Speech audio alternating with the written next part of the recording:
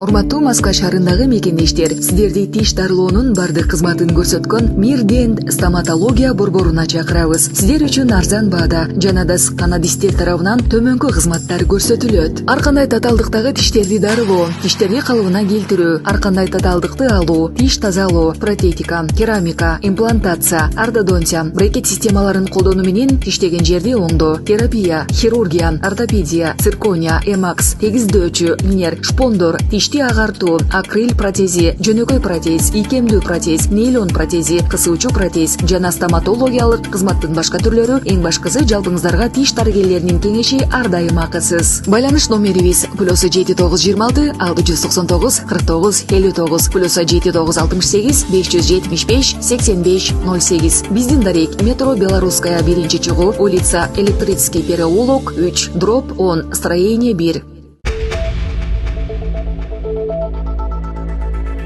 Москвада кыргыз жарандары мушташып 38 жаштагы киши каза болду. Москвада кыргыз жарандарынын ортосунда чыр-чатак чыгып 38 жаштагы киши сабалып каза болду. Адам өлүмү менен коштолгон мушташтын жагдайларын иликтөөнүн жүрүшү тууралуу маалымат Орусиянын тергөө комитетинин борбордук аппаратына жөнөтүлөт. Бул тууралуу орус басылмалары жазышууда. Маалымдалгандай, Москва шаары боюнча башкы тергөө башкармалыгынын тергөө органдары тарабынан байкабастыктан жабырлануучунун өлүмүнө алып келген ден соолукка атайлап оор залал келтирүү негизинде кылмыш иши козголду. Тергөөнүн маалыматы боюнча 29-июнга караган түнү шаардын түндүк батыш тарабында жабырлануучу менен бир топ адамдардын ортосунда жаңжал чыгып, анын жүрүшүндө каза болгон жаран жабык баш мээ жаракаты түрүндө жаракат алган. Натыйжада жабырлануучу окуя болгон жерден каза болгон. Орус басылмалары окуянын катышуучуларынын баары кыргыз жарандары экенин жазышууда. Полиция 3 шектүүнү кармады. Тергөө иштеринин жүрүшү райондук прокуратуранын көзөмөлүндө. Булак Суперкежи. Сот Аскат Жетигенге өкүм чыгарды. Бүгүн 1-июль күнү Бишкектин Свердлов райондук соту акын Аскат Жетигенге өкүм чыгарды. Соттун чечимине ылайык ал бийликти басып алууга чакырык жасоо беренеси менен күнөөлүү деп табылып, 3 жылга эркиндигинен ажыратылды. Ал эми массалык башалмандыктарга чакыруу беренеси боюнча сот активистти актады. Аскат Жетиген сотто өзүнө коюлуп жаткан айыптарга макул эместигин айтты. Эскерте кетсек, Аскат Жетиген 20-мартта кармалып, Бишкектеги номер 1 тергөө абагына камакка алынган. Ал массалык башаламандыктар жана бийликти басып алууга чакырык жасоо беренелери боюнча айыпталган. Ага чейин акын 15-мартта кайрылуу жасап, бийликти сөгүп билдирүү жарыялаган. УКМК тарабынан 16-мартта кармалып, 48 саатка камакка алынган.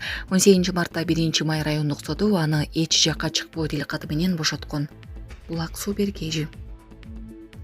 Каракулжада селге агып кеткен бир үй бүлө, 4 жаштагы баланын сөөгү табылды.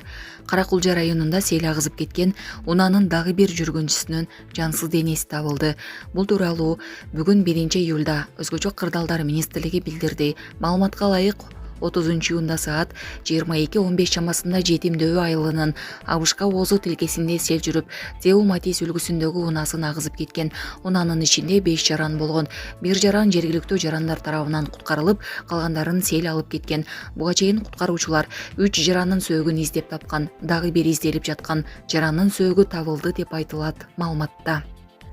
Буга чейин Ош облустук милициясы 36 жаштагы күзөт кызматынын кызматкери, 34 жаштагы анын жубайы жана 12 жаштагы уулунун сөөгү табылганын, ал эми 8 жаштагы кызы аман калганын, ошондой эле 4 жаштагы уулу изделип жатканы маалымдалган болчу.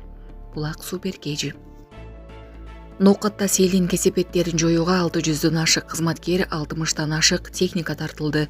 Бүгүн 1-июлда Ноокат районунун Көкжар, Гулистан, Кулатов, Исанов айыл аймактарында селдин кесепеттерин жоюу жана издөө иштерине, ошондой эле жол тейлөө мекемесинин карамагындагы сел алып кеткен көпүрөнү калыбына келтирүүгө Өзгөчө кырдаалдар министрлигинен 174 куткаруучу, 14 техника тартылды.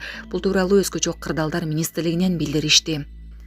Ошондой эле Ноокат районунун Көкжар, Гулистан, Кулатов, Исанов айыл аймактарында селдин кесепеттерин жоюу жана издөө иштерине, ошондой эле жол тейлөө мекемесинин карамагындагы сел алып кеткен көпүрөнү калыбына келтирүүгө Өзгөчө кырдаалдар министрлигинен билдиришти. Малым болгондой жарандык коргонуу кызматтарынан 143 кызматкер, 23 техника, жергиликтүү тургундардан 350 адам, айыл аймактан 24 техника тартылган. Ага ылайык жалпы 667 адам 61 техника менен селдин кесепеттерин жоюу ишин жүргүзүүдө. Эске салсак, 28-июнда Ноокаттын Апчырат айылында сел жүргөн. 29-июнда Апчырат АЭС алуу жайынын жогорку тарабында калган 1300дөн ашуун адам коопсуз жайга чыгарылды. Ноокат районуна өзгөчө кырдаал режими киргизилген. Ноокаттагы селден каза болгондордун саны 9 кишиге жетти. Учурда аталган аймакта селдин кесепеттерин жоюу жана үйлөрдү тазалоо иштери уланып жатат. Булак Супер KG. Казакстан Кыргызстанга гуманитардык жардам жөнөттү.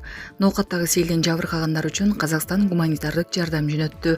Кыргызстандын өзгөчө кырдаалдар министрлиги билдиргендей, кошуна өлкөдөн азык-түлүк жана тиричилик буюмдары салынган учак 1-июлга караган түнү келди. Бул жардам качан жана кандай шартта бөлүштүрүлөрү тууралуу азырынча маалымат берилген жок. Ошол Бостон Ноокат районунда 28-июндагы селде бир үй бүлөдөн 9 киши набыт болду. Дагы бир адам изделүүдө. Көз жумгандардын 4-өө казакстандыктар. Табият кырсыгынан улам райондо өзгөчө кырдаал режими жарыяланган. Ош-Баткен жолундагы көпүрө бузулуп, автоунаалар айланма жолдон каттап жатышат. 30-июндагы селде Каракулжа районунда 3 адамдын өмүрү кыйылып, 1 киши дайынсыз болууда. Өткөн аптада Баткен облусундагы Кадамжай районунда 5 жашар бала селге агып каза тапкан. Жалал-Абаддын Ноокен районунда 10 жаштагы өспүрүм селге агып көз жумган. Өзгөчө кырдаалдар министрлиги өлкөдө 2-июлга чейин нөшөрлөгөн жан болушу мүмкүндүгүн, толуу аймактарда сел коркунучу бар экенин эскерткен. Булак Азаттык.